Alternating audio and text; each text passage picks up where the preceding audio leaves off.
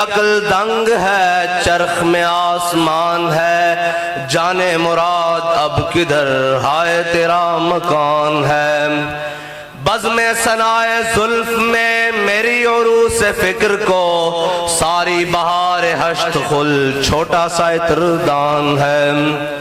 عرش پہ جا کے مرغ عقل تھک کے گرا غشا گیا، ابھی منزلوں پر پہلا ہی آستان ہے۔ عرش پہ تازہ چھیڑ چھاڑ، فرش پہ طرفہ دھوم دھام، کان جدھر لگائیے تیری ہی داستان ہے۔ گود میں عالم شباب حال شباب کچھ نہ پوچھ، گود میں عالم شباب حال شباب کچھ نہ پوچھ، گل بنے باغ نور کی کچھ اور ہی اٹھان ہے۔ اور وہ جو نہ تھے تو کچھ نہ تھا، اور وہ جو نہ ہو تو کچھ نہ ہو، وہ جو نہ تھے تو کچھ نہ تھا، وہ جو نہ ہو تو کچھ نہ ہو، جان ہے وہ جہان کی، جان ہے تو جہان ہے۔ تجھ سا سیاہ کار کون، ان سا شفیع ہے کہاں، پھر وہ تجھی کو بھول جائیں دل یہ تیرا گمان ہے۔ اور بابا جی اعلیٰ حضرت کے شعر پر آ کر مست ہو جاتے تھے، مست مکمل۔ وہ کہتے تھے پیش نظر وہ نو بہار، اور دل ہے سجدے کو بے قرار، روکیے سر کو روکیے، ہاں یہی تو امتحان ہے۔ معزز سامعین محترم، سٹیج پر جلوہ گر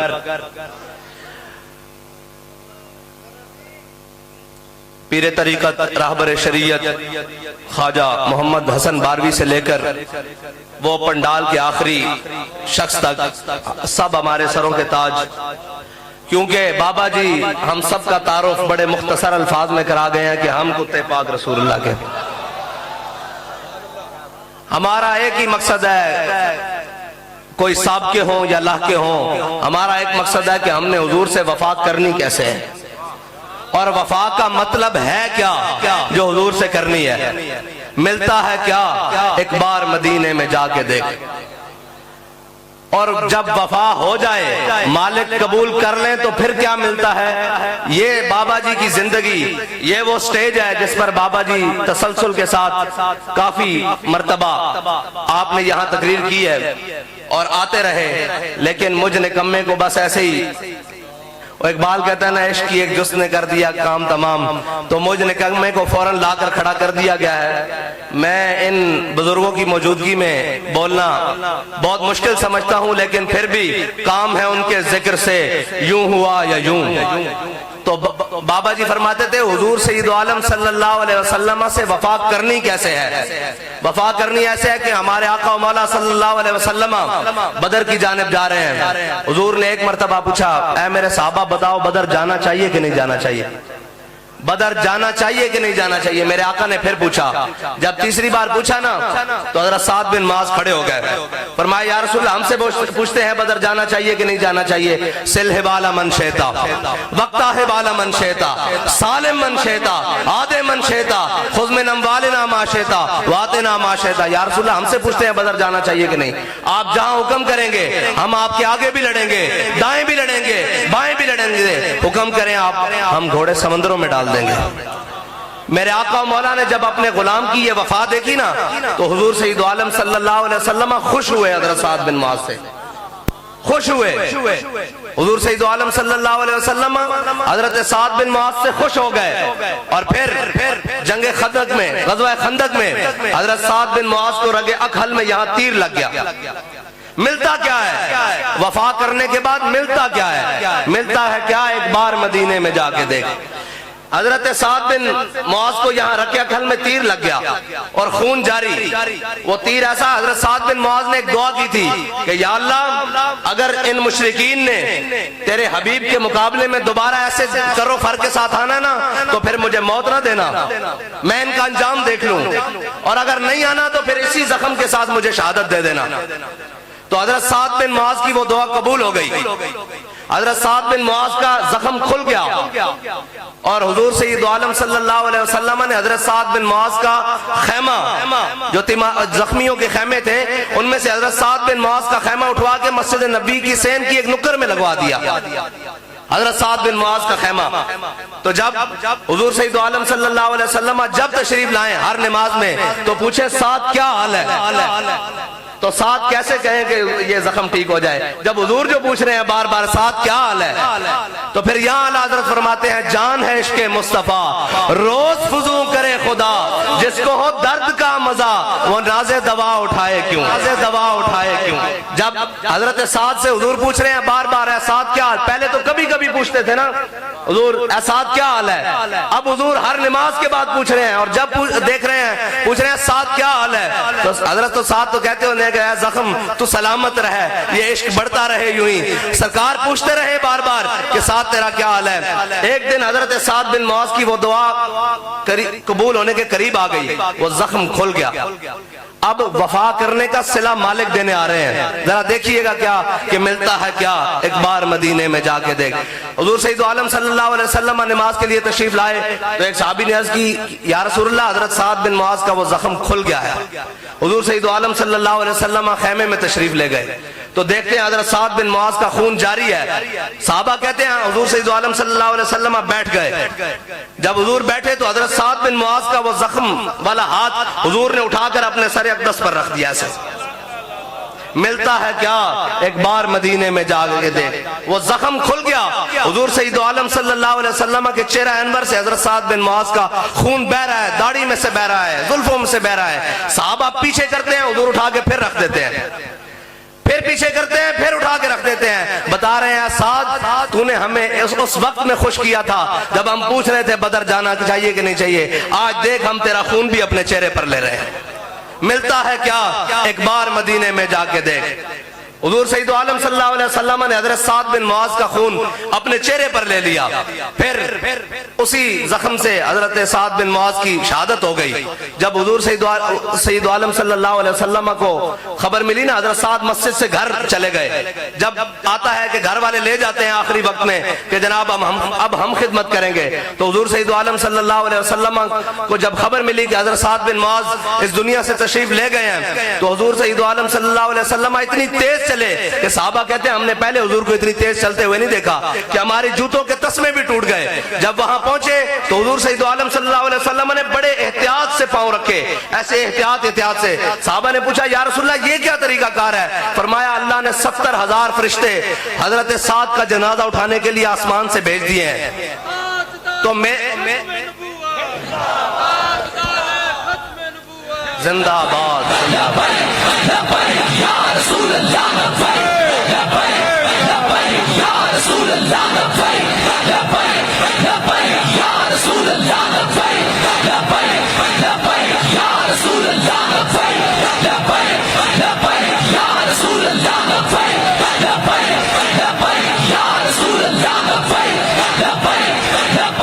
پوچھا یا رسول اللہ اتنی تیز چلنے کی وجہ آپ نے اتنے قدم مبارک تیز کیوں رکھے؟ فرمایا اللہ نے 70,000 فرشتے سعد کے جنازے کے لیے بھیجے ہیں، مجھے ڈر تھا کہ کہیں وہ فرشتے سعد کو غسل دینے کے لیے آسمان پر نہ لے جائیں۔ اور پھر آگے جو مزہ ہے نا وہ یہ ہے کہ جب حضرت سعد کا جنازہ اٹھانا تو حضور نے اپنے کندھوں پر ایسے رکھ لیا، ایک بار حضور کو راضی کیا ہے، ایسے حضور نے اپنے کندھوں پر رکھ لیا اور حضور چلتے ہوئے جا رہے ہیں آگے سعد کے جنازے کے ساتھ۔ اور جب حضرت سعد کی تدفین ہو گئی تو حضرت سعد کی والدہ رونے لگی، شدید رونے لگی۔ حضرت عمر نے کہا کہ اے مائی اب چپ کر جا، تو حضرت حضور سید عالم صلی اللہ علیہ وسلم نے فرمایا عمر ہو سکتا ہے قیامت تک رونے والیاں مکار کریں، سعد کی ماں مکار نہیں کر رہی، یہ سچا رو رہی ہے۔ جب ان کی زارو قطاری حضور نے دیکھی نا تو فرمایا سعد کی ماں اب چپ کر جا، اب چپ کر جا، ملتا ہے کیا، ایک بار مدینے میں جا کے دیکھ۔ فرمایا سعد کی ماں اب چپ کر جا، انہوں نے کہا یا رسول اللہ کیوں؟ فرمایا رب آج تک کسی کو ہنستے ہوئے نہیں ملا، تیرے بیٹے کو ہنستے ہوئے ملا ہے۔ ایک بار حضور کو مسکرایا، خوش کیا، رب بھی ہنستے ہوئے ملا۔ فرمایا رب آج تک کسی کو ہنستے ہوئے نہیں ملا، تیرا بیٹا جب پہنچا ہے ساتھ تو اس کو ہنستے ہوئے ملا ہے۔ ملتا ہے کیا؟ ایک بار مدینے میں جا کے دیکھ، وہاں جو بھی کوئی عمل اخلاص کے ساتھ لے کر آئے۔ حضرت عقیل انصاری غزوہ تبوک میں حضرت صدیق اکبر پورا مال لے آئے، حضرت عمر آدھا مال لے آئے، بڑے بڑے صحابہ حضرت عثمان غنی نے سونے چاندی کے انبار دیے، اونٹوں اور گھوڑوں کی قطاریں دی، حضرت عقیل انصاری 2 کلو کھجور لے آئے۔ کوئی اخلاص کے ساتھ لائے اس بارگاہ میں قبول ہوتا ہے۔ حضرت صدیق اکبر کا پورا مال، حضرت جناب عمر کا آدھا مال، حضرت عثمان غنی کے سونے چاندی کے انبار، سارا کچھ ڈھیر لگے ہیں۔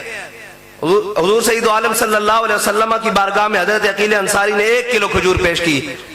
پوچھا اے عقیل یہ کہاں سے لائے ہو؟ کہا یا رسول اللہ ایک یہودی کے ساتھ سودا کیا، ساری رات اس کا کنواں چلاتا رہا، اس کی فصل کو پانی دیا، صبح 2 کلو اس نے کھجور دی، 1 کلو میں اپنے اہل و عیال کو دے آیا ہوں، 1 کلو آپ کی بارگاہ میں لے آیا ہوں۔ کوئی اخلاص کے ساتھ لائے صحیح، اخلاص ہونا شرط ہے۔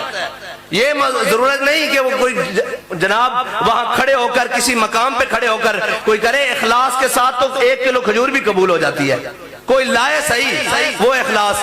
حضور سید عالم صلی اللہ علیہ وسلم نے وہ کھجور پکڑی اور پورے مال کے، حضرت صدیق اکبر کے پورے مال پر 1 دانہ رکھ دیا، حضرت عمر کے آدھے مال پر 1 دانہ رکھ دیا، حضرت عثمان غنی کے سونے چاندی کے انبار پر مال رکھ دیا، اور صحابہ نے جو کچھ بھی پیش کیا سب کچھ رکھ دیا۔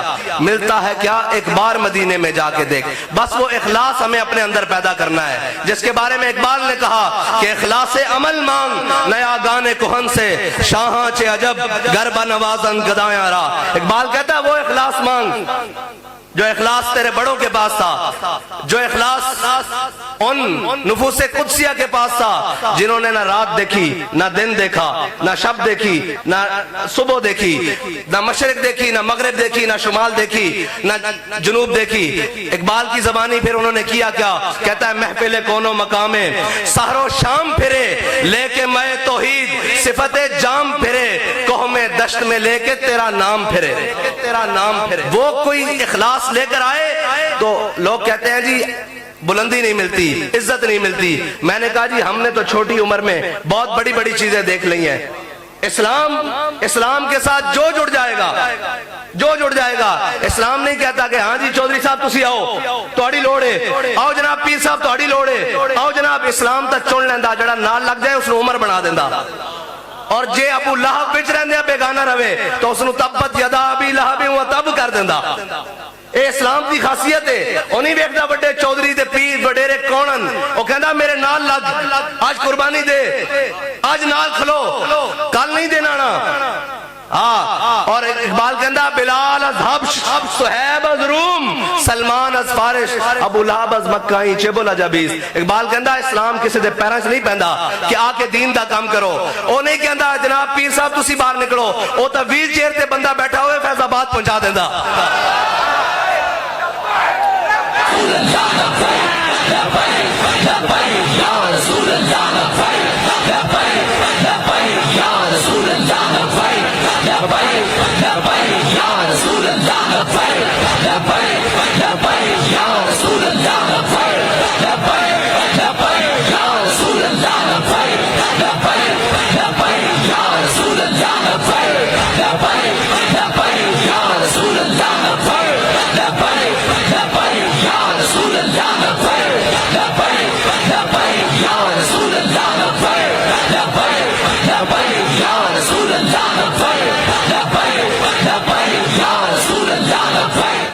وہ اخلاص دیکھدا، اسلام اخلاص دیکھدا، اور جو کوئی خلوص لے کے آ جائے پھر انہوں قبول کر لیندا۔ ورنہ بہت سارے ہزاراں آن گے، ملازم بھی آن گے، برک ہو جائے گا۔ ایک ممتاز قادری ہے نا، اے ہونوں دے عرص تے ہو کے آیا، مٹے نامیوں کے نشان کیسے کیسے، زمین کھا گئی آسمان کیسے کیسے۔ آؤ میرے نال برے صغیر دا سب نالو قدیم قبرستان ہے مگلی دا ٹھٹھا، اس تو بعد جناب میانی صاحب آؤ تھے بڑے بڑے ایڈی ایڈی تختیاں بھریاں، القابات ہی نہیں مٹ دے، کوئی پتہ نہیں کون لیٹے آئے تھے، مٹ جاندیاں قبرہ بھی مٹ جاندیاں۔ قیامت تک جے کوئی اپنا نا زندہ رکھنا چاہتا نا تو اس نا نو اپنے نو حضور دے نال منسلک کر دے وے، حضور دی محبت نال گم کر دے وے۔ پھر حضرت غازی علم الدین جدو میاں والی جیل سے پہنچے نا حضرت غازی علم الدین تے حضرت موسیٰ علیہ السلام دی ڈیوٹی لگی، اور حضرت موسیٰ علیہ السلام تشریف لے آئے غازی علم الدین نو ملن میاں والی دی کوٹھری تے جدو حضرت غازی علم الدین نے پوچھا جناب کون؟ انہوں نے کہا جی میں موسیٰ۔ انہوں نے کہا جلیل القدر نبی جناب موسیٰ؟ انہوں نے کہا جی موسیٰ۔ انہوں نے کہا اے جناب موسیٰ تسی میں نو کیوں ملن آئے ہو؟ فرمایا یار میں حضور دی کچہری بار بار سنیا میرا علم الدین میرا علم الدین میرا علم الدین، اور میں کیا میں ویکھ کے تاواں کیڑا علم الدین ہے جس دا حضور دی کچہری ذکر ہو رہا بار بار۔ تے پھر مولا کائنات دی ڈیوٹی لگی، مولا کائنات حضرت جناب غازی علم الدین نو چک کے حضور دی بارگاہ لے گئے تے بابا جی سے سنا دے سن گل، او حوالہ بھی ہوئی ہے تے گل بھی ہوئی ہے۔ تے بابا جی فرماندے سن کہ جدو حضور دی بارگاہ غازی علم الدین پہنچے نا تو حضور نے فرمایا غازی اگر تو چاہنا تے تین چھڑ دیتا جاوے تے تین رہا کر لے آیا، اور اگر تو ساڑھے نا تے جان دے دیں گا تو پھر قیامت تک کوئی موزی گال کرن لگے گا نا سوچے گا کہ اس امت دی امامہ نے غازی علم الدین پیدا کیتے ہیں، علم الدین دی امت دی امامہ جم دیاں رہن گیاں۔ تے غازی علم الدین نے کوئی جڑا جواب دیتا نا کہ مجھے خاک میں ملا کر میری خاک بھی اڑا دے، مجھے خاک میں ملا کر میری خاک بھی اڑا دے، مٹا ہوں تیرے نام پہ کیا غرض مجھے نشان سے۔ اس ادان لانا پائے گا حضور دی بارگاہ، نام نسب خاندان قوم وطن قبیلہ سب کچھ چھڑ کے سارا کچھ چھڑ کے پھر جدو اس ادان آ جاؤ گے نا تو پھر جناب بابا جی آئے کہ نہیں آئے اس ادان سب کچھ چھڑیا۔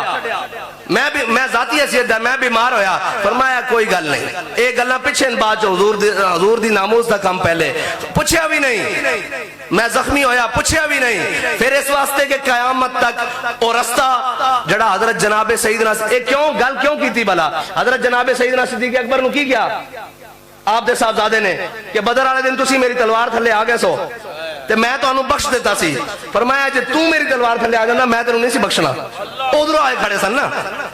عشق دے رستے اور عشق دے رستے قیامت تک اسے ذرا مستند رہن گے، مستند رستے وہی مانے گئے جن سے ہو کر تیرے دیوانے گئے، لوٹ آئے جتنے فرزانے گئے، تاب منزل صرف دیوانے گئے، آہ کو نسبت ہے کچھ اس شاک سے، آہ نکلی اور پہچانے گئے اور پہچانے گئے۔ اور اعلیٰ حضرت کے ایک شعر کا ترجمہ کر کے میں اجازت چاہوں گا، بہت بڑے بڑے رجال علماء شیوخ بیٹھے ہیں، ان کا وقت ان کا حق پہلے ہے، ہم تو جناب لگے ہی رہیں گے نا، ہم تو سناتے ہی رہیں گے اور آپ سنتے رہیں گے انشاءاللہ۔ وہ میدان ہو، گھر ہو، ممبر ہو، مسند ہو، کوٹھڑی ہو، ہتھ کڑی ہو، ہر ادا میں انشاءاللہ حضور کا ذکر جاری رہے گا۔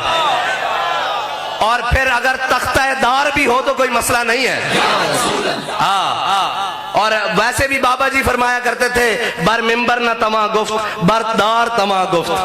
کچھ باتیں ایسی ہیں جو بابا جی کہتے تھے میں راز چھڑی جا رہا ہوں، ہمارے پاس بھی ہیں جو ممبر پر نہیں کر سکتے تختہ دار پر کر سکتے ہیں۔ نرغہ رہزن سے آتی ہے مجھے صدا، فراز دار سے دیکھ لوں کہیں کاروانے سہر نہ ہو۔